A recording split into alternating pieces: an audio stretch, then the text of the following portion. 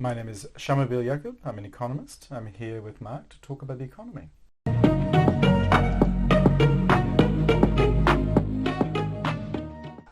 Hi, welcome to Governance Bites. My name is Mark Banicevich and I get the pleasure again to spend more time with Shamubeel Eaqub. Shamubeel, thank you very much again for your time. Pleasure. You are an experienced economist.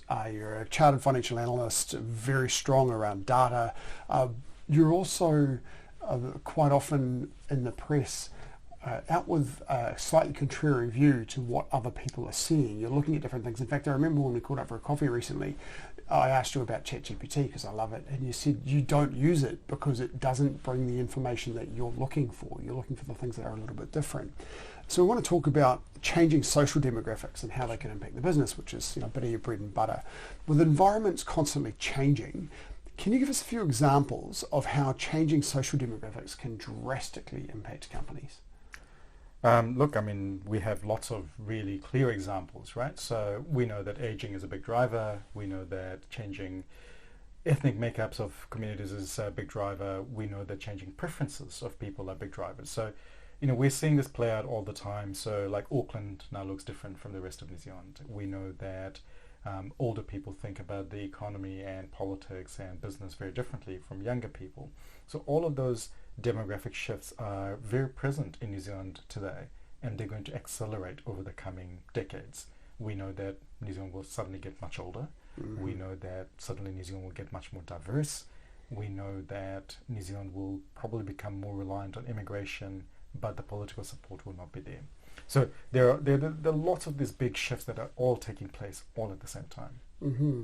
And can you give any examples of how those such major macroeconomic factors or societal factors could impact a company A? Sure. Well, we've had a very lucrative industry in retirement villages in New Zealand for some decades, and there was a combination of two trends: a booming housing market and an aging population. Mm. So, some industries have been made on the back of demographic patterns, right? And so we've got lots of examples like that, and sometimes they're more subtle, right? There'll be some businesses that are very much geared towards nutraceuticals or nutrient-rich food for older folk, and these are very new niche areas of growth, right? Mm-hmm. So if you look at the big dairy companies around the world, not Fonterra unfortunately, but they're really focused on how do you get nutrients into people, rather than necessarily just milk powder. Mm-hmm. How can you create formulas so that you can get particularly older people and infants the food and the nutrients that they need? So we're seeing these patterns that sometimes are a little bit more subtle in terms of they're changing the products and the marketing of the products and the reach into these markets because these new opportunities are opening up. And that comes down to understanding what your core skill is, what it is you have the capability to do, or what it is the market's going to need going forward, and how you can match those two things together. That's right. I think it's not what you make, it's what need you fill. I think it's a mistake to think that, for example, that I am a milk producer. You're not. You feed people. The question is, can you feed the changing needs of your customers or new customers? And it might be that you can do it as a milk producer or you can't, but the question to ask yourself is not what do I make? The question is, can I make what my customer needs? Yes, right. Well, given you mentioned some examples of demographic change, technological change is another major one. How do strong boards prepare for these types of changes? Well, first by looking back and understanding that technological change is constant. It's always been with us, and there's always a big hoopla about every new technology that comes. Automation, AI, God, it's like every conference is about AI now. It's just, kill me now. And the reason why I say that is because, of course, these new technologies are important, but the reason why they're so interesting and exciting right now is because we don't know how we're going to apply it yet. Mm-hmm. And once we figure it out, they will become much more normal, and we will stop worrying about it so much with the right guardrails. My sense is that everybody hypes up the technology beforehand because we don't understand. And for example, with the AI, we were having a conversation about coffee with it, right? And my sense of AI is that it has got huge potential to automate certain things, but it's still not very good at doing the lateral thinking, the creative thinking, the solving of problems in a non-standard way. So the entire way that these large language models are organized is they're trying to look for patterns and the density of outcomes, where the most likely outcome It's is. about reversion to the mean. That's right. But when you make a big bet, when you're looking for that angle, you're actually playing in the tails. The entire purpose of looking for an edge is to look for something that's not normal.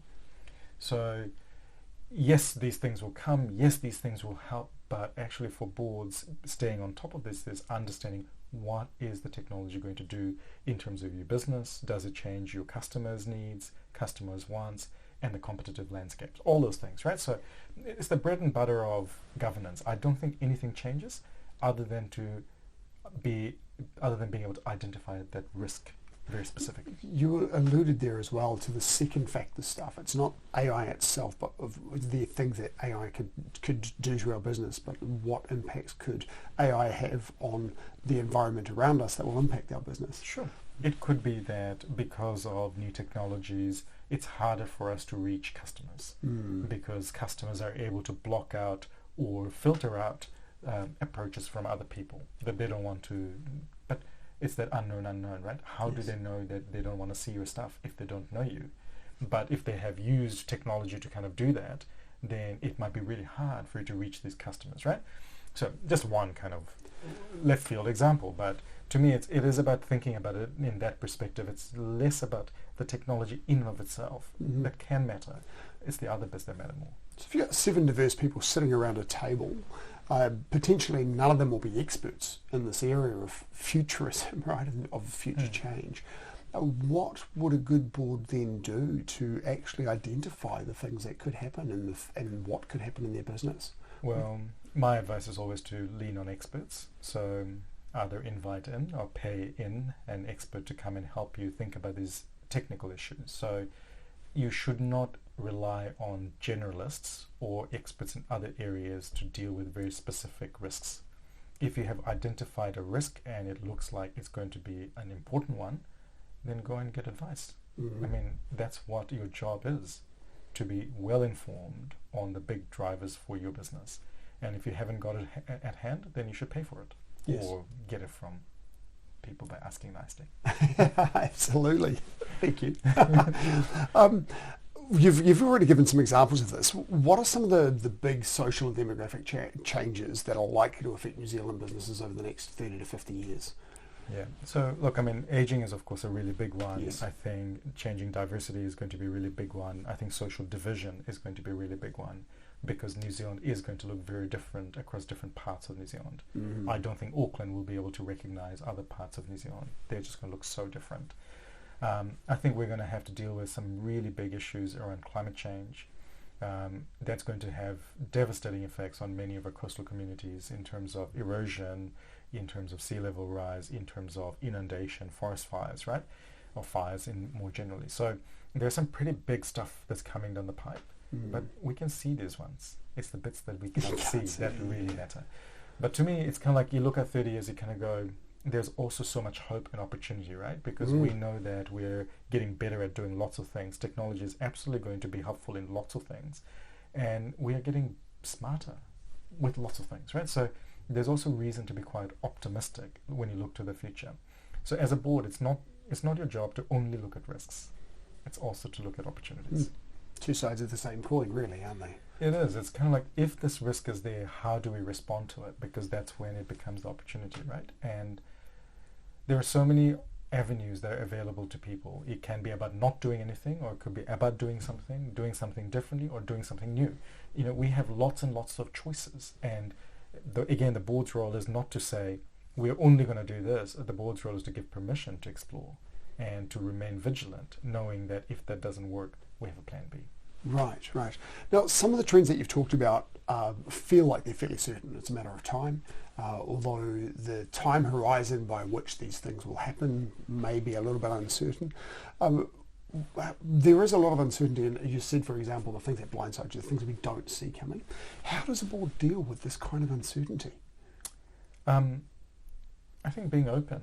I think being flexible, right? So, when COVID happened, the boards that I'm on, we met, we talked, on Zoom, but we did. And we had a good conversation, and we figured out what the important things were: our people, our customers. Those were the first priorities. Yes. Once you got through that, then you could take a step back and go, okay, how do I now think about the business?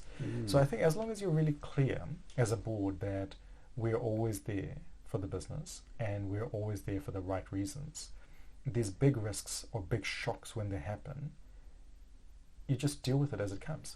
But also, I think most boards spend a huge amount of time preparing. You know, we all do risk registers, risk scans, strategy days, you name it. We do so many different things. And they're all kind of practice runs to kind of tool ourselves up to think about the business in lots of different contexts. Not because we've predicted all of them, but because we want to be ready for, if a crisis happens, can we respond?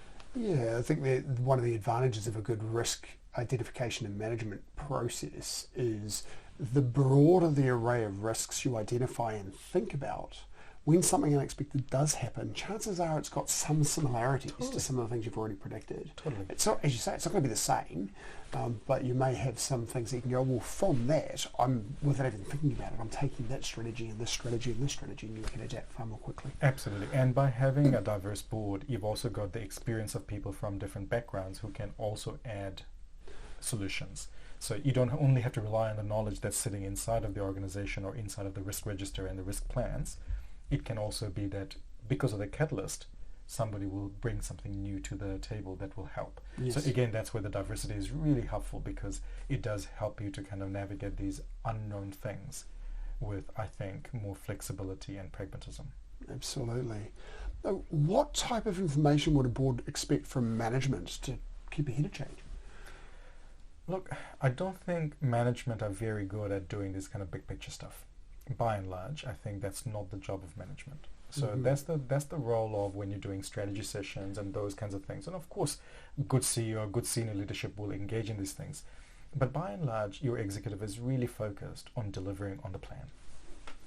Right? And so that's why it's so important to spend time with your senior leadership, with externals, on strategy and away days and those kinds of things, to actually think about those bigger issues. When you have identified risks or opportunities, it's then you have to delegate the task to your executives to make sure they're monitoring it and making it their BAU, right? Part of their business. So I'd caution against putting too much emphasis on your executive doing all of that, because I don't think it's their job. But I think it is helpful for them to be aware of these trends, ways of thinking, so that they are able to participate, able to float up information as and when they come up. And of course, I would expect that certainly within the swimming lanes, they'll be thinking about these factors anyway, sure. Right? But yes, as you say, the very broad thinking is the role of the board. If you were talking to a sort of a novice director that had probably had one or two boards, maybe on their first board, and they were very concerned about making an impact, maybe come to you and say, look, Shamubeel, I really want to have a conversation with you because I know you are not afraid of being contrarian. I want to be contrarian too. How do I make impact on a board? What would you say to somebody with a question like that? That's a hard question, because I don't think you should be contrarian for the sake of being contrarian. I think you should ask a question because you have a question to ask. And like I said, I think it's the idea of reflection, that you have reflected on an issue and you have a question that's really burning, right? You haven't found an answer. So it's a question that needs to be posed. So when you read papers, when you're at the board, when you're having the conversations, this is all information that you are taking in. And after you have listened and you've reflected, then you pose a question. I don't think the purpose of asking a question is to be contrarian at all. You just happen to be contrarian because it's an issue others may not have thought about yet. Yes. But by voicing that, it now becomes part of the lexicon, right? So it becomes the norm. Yes. So it's only contrarian when you utter the words, but it's no longer contrarian after you've done it. So my advice is, you shouldn't go out to be something that you're not. You should be doing it because you have a genuine curiosity about finding the answer to this particular question, and that question is a thoughtful one because you have prepared, you have thought about it, you have reflected upon it. And the reflection part, I know I go on about it a bit, but reflection is just such a critical trait for a good director. I see too many directors who come to board meetings not well prepared, not having read the papers in depth, and not having reflected on what the papers mean. Right. So consider that if you've been adopted onto a board, you're there for a reason. You're there because somebody has seen something in you that, or a group of people if you've been elected, that will be valuable to the board. And consider what that value is and just let that come out. And as you say, I think the other key thing that you've brought out there is be prepared for your board meetings, and that's not just reading through your papers once. You know, a number of people that I've spoken to have said you read through your papers once, you think about it, you go back and read again. The second time through, you make your notes, and then as you're saying, take your time to reflect on the things that you've discovered and really think about them before the board meeting. Yeah, and look, I think one of the challenges is quite often board papers are late. Right. And that makes it very difficult for board members to be effective. And so a good chair will ensure that board papers are delivered on time, they're in the right package, and they're fit for purpose. So for example, management reporting may be quite verbose, quite big, because quite often it's designed for within the business. But what's prepared for the board needs to be really fit for purpose for the board. So sometimes I think we don't spend enough time preparing board packs that are actually suitable for that level of governance, because people who are preparing it don't know what governance needs. Right. So it's a little bit of a two-way street. So the preparation, I think, would be much easier if the board packs were better, if the layouts were better, if it was really obvious what is it that they're looking for you. So, you know, a board paper should, at the front, tell you what do they expect of the board member.